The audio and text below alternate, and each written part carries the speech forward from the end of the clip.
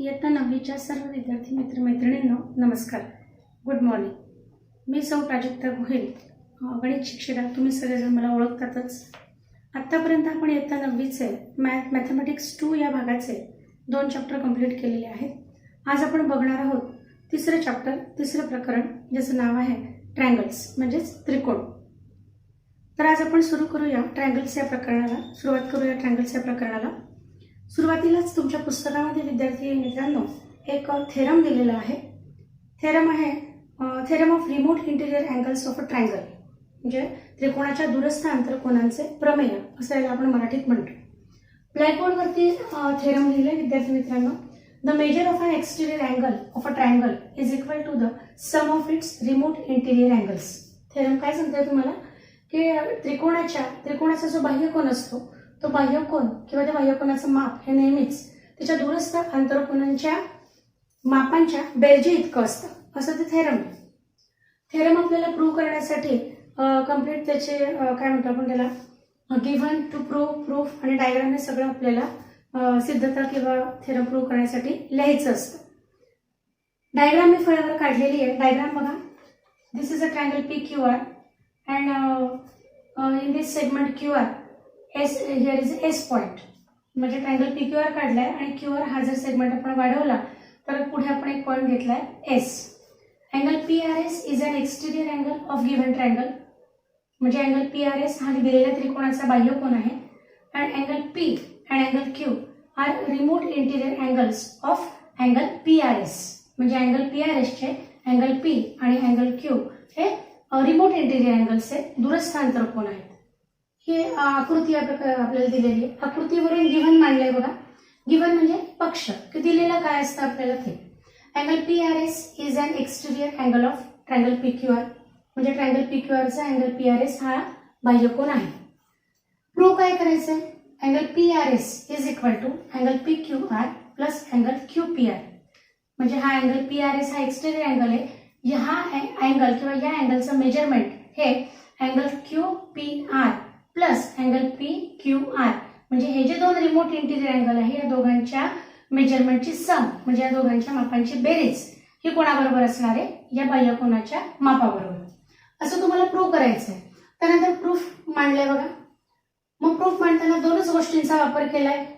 Already तुम्ही ह्या दोन्ही गोष्टी तुम्ही आधी शिकलेल्या आहात मॅथमॅटिक्स मध्ये.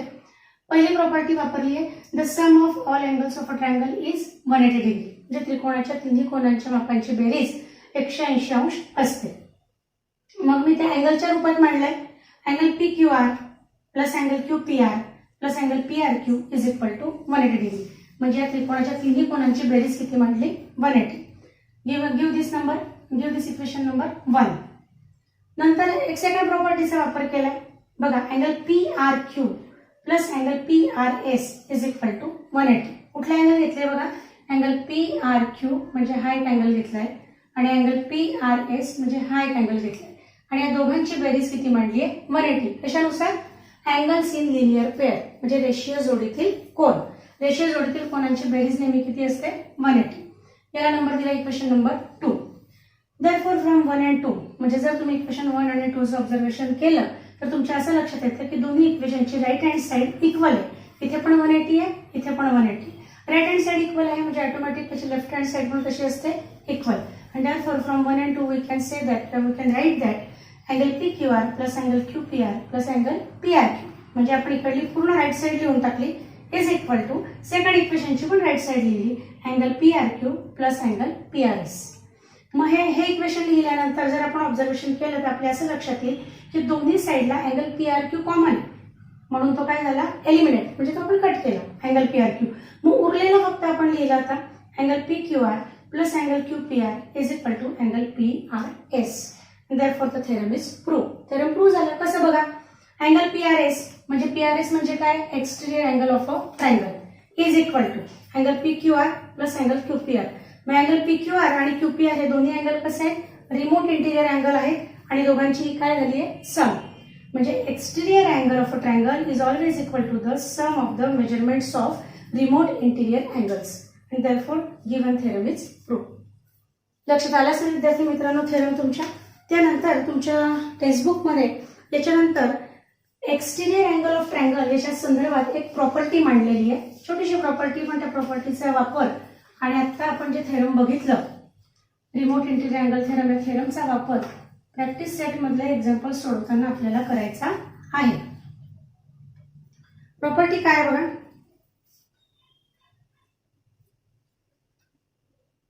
Property of an exterior angle.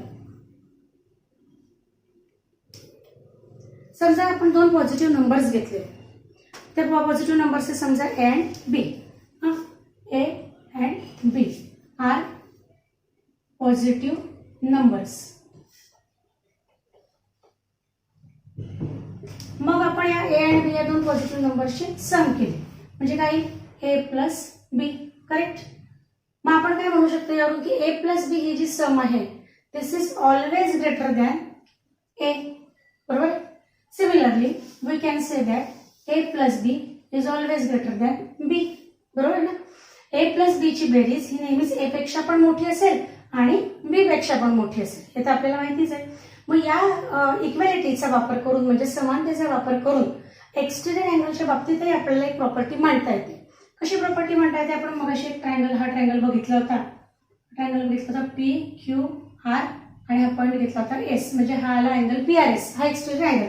मग आपण अँगलच्या बाबतीत काय म्हणू शकतो, angle P R S is an exterior angle of a given triangle.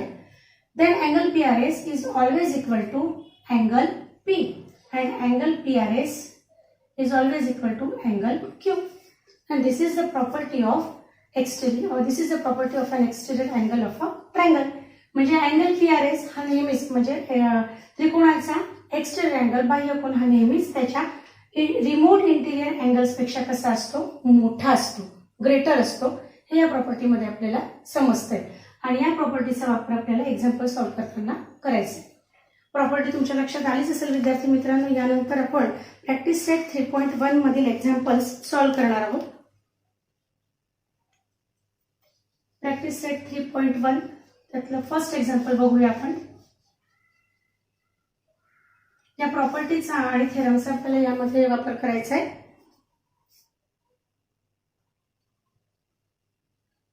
Practice set 3.1 first example. First example मध्ये तुम्हाला डायग्राम दिले. मॅथमेटिक्स 2 मध्ये नेहमीच डायग्राम अत्यंत महत्त्वाचे असतात विद्यार्थी मित्रांनो. नेहमी आधी डायग्राम काढायची म्हणजे आणि नंतर एक्झाम्पल वाचायचं, म्हणजे जेणेकरून जी काही आपल्याला गिव्हन इन्फॉर्मेशन दिली आहे ती बरोबर आपल्याला डायग्राम मध्ये फिलअप करता येते आणि एक्झाम्पल सॉल्व्ह करण्याला ती जी इन्फॉर्मेशन आहे ती आपल्याला अतिशय हेल्पफुल ठरते आणि मग आपण सहजपणे एक्झाम्पल सॉल्व्ह करू शकतो. डायग्राम सॉल्व्ह करते बघा, सॉरी काढते बघा.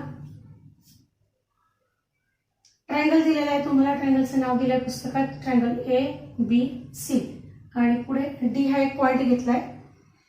आता पुस्तकातलं एक्झाम्पल वाचते. In given figure angle ACD is an exterior angle of triangle ABC.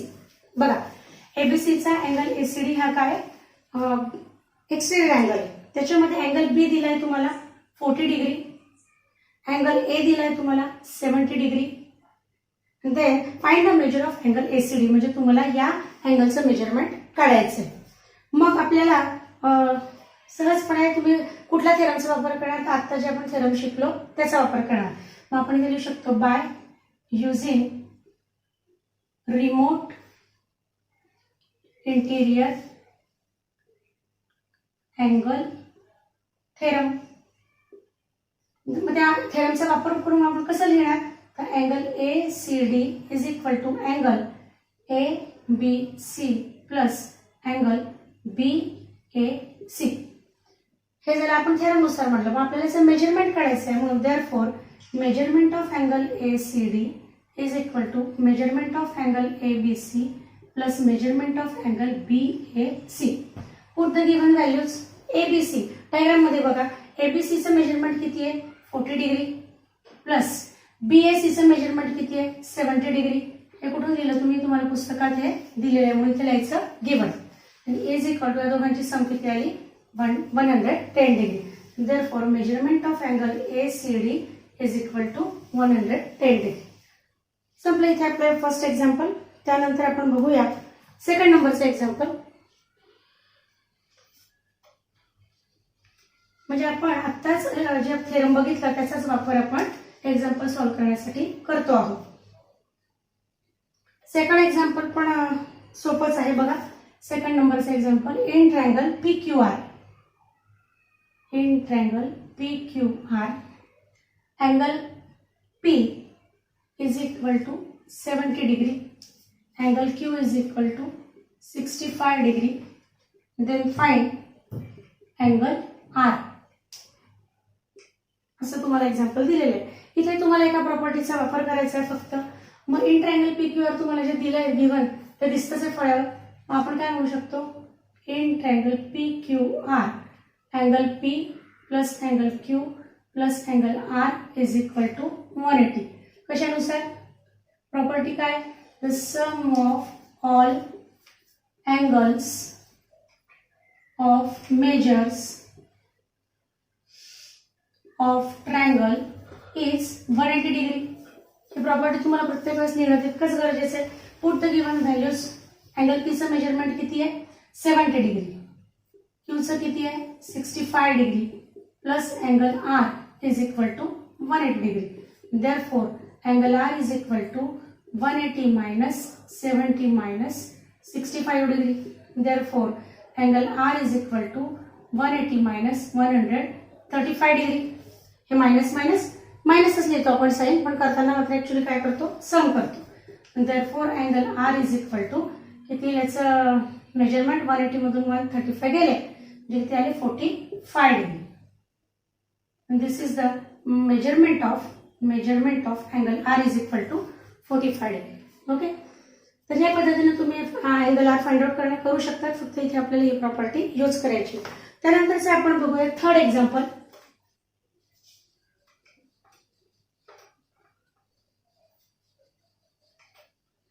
Third example मध्ये तुम्हाला मेजरमेंट्स दिले आहेत बघा. थर्ड एक्झाम्पल मध्ये अँगल्सचे, the measures of angles of a triangle are x degree. Measures of angles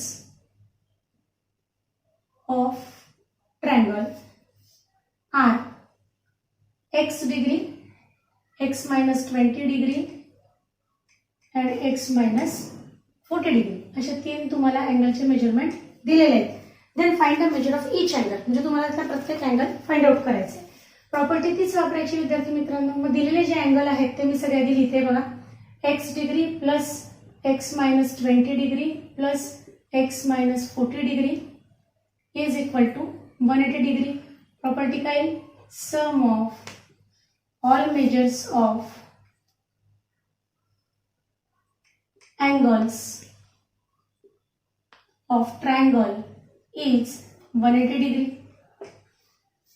मग आपल्याला हे ब्रॅकेट सॉल्व करायचे. आता पहिलं जसं तसंच लिहिते मी. x degree plus x minus 20 degree plus x degree minus 40 degree is equal to 180 degree. Bracket काढून टाकले आपण आणि सेपरेट लिहिले. म्हणजे एवढे x आहेत त्या तिघांची काय करायची, सम. 3 वेळा x आलाय म्हणून 3x डिग्री मायनस, हे दोन्ही मायनस म्हणून मायनस करायची. मात्र सम 20 आणि 40 ची सम किती आली, 60 is equal to 180 degree. Therefore 3x degree is equal to 180 degree plus 60 degree. तिकडे गेले इक्वल साईडच्या पलीकडे म्हणून मायनसचे काय झाले, plus 3x degree is equal to, या दोघांची बेरीज किती आली आहे, 240 degree. Therefore x is equal to 240 upon 3 and therefore x is equal to 80 degree. ही व्हॅल्यू आली x ची. म्हणजे एक अँगल तुमचा फाइंड आउट झाला. उरलेले 2 अँगल आपल्याला फाइंड आउट करायचे आहेत. दुसरा अँगल काय, x minus 20 degree is equal to, मग x ची व्हॅल्यू पुट करूया. 80 degree minus 20 degree is equal to 60 degree. आणि थर्ड अँगल आहे x मायनस 40 डिग्री. मग x ची value 80 degree minus 40 degree is equal to 40 degree. And therefore the measures of angles are 80 degree, 60 degree and 40 degree. This is the answer. Okay. या पद्धतीने तुम्हाला असं एक्सच्या याच्यात जरी मेजरमेंट्स दिले असले तरी तुम्ही सहजपणे ही property sum of all measures of angles of triangle is 180 degree ही प्रॉपर्टी वापरून एक्झाम्पल सॉल्व्ह करू शकता. नेक्स्ट एक्झाम्पलकडे आपण वळूया.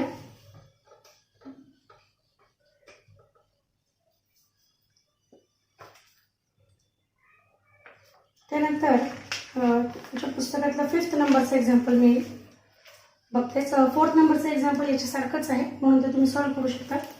5th एक्झाम्पल आपण बघूया. 5व्या एक्झाम्पलची पुस्तकात जी डायग्राम दिली ती मी काढते आहे, कारण डायग्राम काढल्याशिवाय मी तुम्हाला आधीच सांगितलं की आपल्याला डायग्राम शिवाय मॅथ्स 2 मधले एक्झाम्पल्स सॉल्व्ह करता येत नाही. डायग्राम मध्ये तुम्हाला ट्रायंगलचा नेम दिलाय ENM. त्यानंतर पुढे एक पॉईंट घेतलाय R. त्याच्यानंतर हा पुढचा रे वाढवलाय, त्या तिथे एक पॉईंट घेतलाय T आणि मधले जे अँगल्स आहेत त्याला घेतलंय X, Y अँड Z. त्यानंतर हा M जो अँगल घेतलाय त्याचं मेजरमेंट दिलंय 140 डिग्री आणि E जो अँगल आहे त्याचं मेजरमेंट दिलंय तुम्हाला 100 डिग्री. ओके, आता मी एक्झाम्पल वाचते बघा विद्यार्थी मित्रांनो. In figure measures of some angles are given using the measurements find the values of X, Y, Z. म्हणजे तुम्हाला या डायग्राम मध्ये जे X, Y, Z अँगल्स दिसत आहेत त्याची व्हॅल्यू किंवा त्याचे मेजरमेंट तुम्हाला फाइंड आउट करायचे. मग याच्यामध्ये तुम्हाला प्रॉपर्टीज वापरायची आहे. मग प्रॉपर्टी वापरताना आधी जर आपण या ट्रायंगलचं ऑब्झर्वेशन केलं तर आपल्या असं लक्षात येतं की या फिगरमध्ये किंवा डायग्राममध्ये आपण असं लिहू शकतो फ्रॉम गिवन फिगर.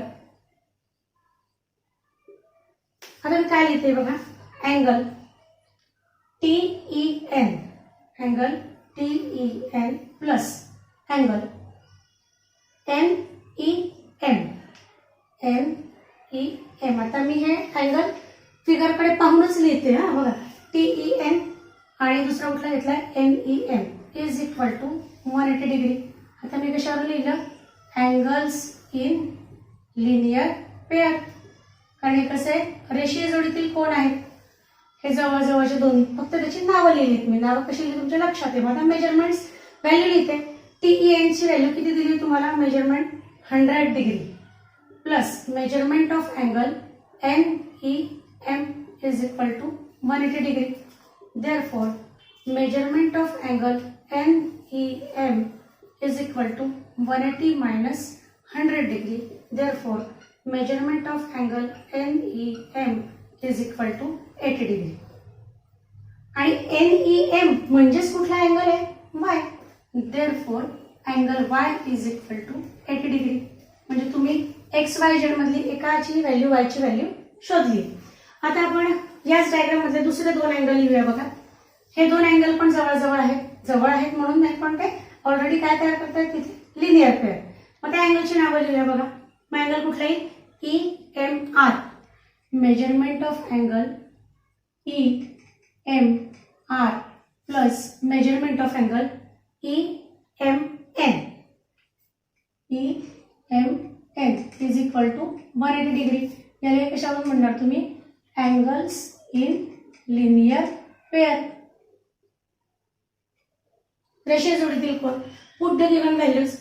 EMR ची किंमत तुम्हाला दिलेली आहे 140 degree plus measurement of angle EMN is equal to 180 degree. Therefore measurement of angle EMN is equal to 180 minus 140. Therefore measurement of angle EMN is equal to 40 degree. आणि EMN म्हणजेच कुठला angle आहे, Z. Therefore angle Z is equal to 40 degree. ही आली value Z ची. Y ची value काढली, Z ची काढली. आता फक्त कशाची काढायची राहिली आहे, X ची. मग तुम्ही जर नीट बघितलं तर X, Y, Z हे एकाच ट्रायंगलचे तिन्ही अँगल्स आहेत. मग तुम्हाला प्रॉपर्टी माहिती आहे. मग दोन जर अँगल तुम्हाला माहिती आहे तर तुम्ही तिसरा अँगल निश्चितपणे फाइंड आउट करू शकता. मला याचं in triangle ENM angle X plus angle Y plus angle Z is equal to 180. Sum of all measures of angles of triangle is 180 degree. Property प्रत्येक वेळेस लिहायचीच. मग X ची व्हॅल्यू किती आहे काढायची आपल्याला. X ची व्हॅल्यू इथे लिहिते अँगल एक्स प्लस वायची व्हॅल्यू किती काढली तुम्ही 80, झेडची 40 is equal to 180. Therefore angle X is equal to 180 minus 120. या दोघांची सम तिकडे गेल्यावर मायनस केली. Therefore angle X is equal to किती 60 degree. In this way we can find out values of x, y and z. X ची value 60 degree, y is equal to 80 degree, z is equal to 40 degree. या पद्धतीने आपण असे या practice set 3.1 मधले example solve केलेले आहेत आणि याच्या पुढचे एक्झाम्पल आपण आपल्या नेक्स्ट व्हिडिओमध्ये बघणार आहोत. तोपर्यंत जे समजलेले आहेत व्यवस्थित वहीत लिहून काढा आणि जे मधले नाही आहेत सोडवून दिलेले म्हणजे एखादं सोडवून दिलं नाही ते होमवर्कमध्ये सॉल्व्ह करा आणि जे मी सोडवून दिले ते क्लासवर्कमध्ये होमवर्क सॉल्व्ह करा. Okay, thank you.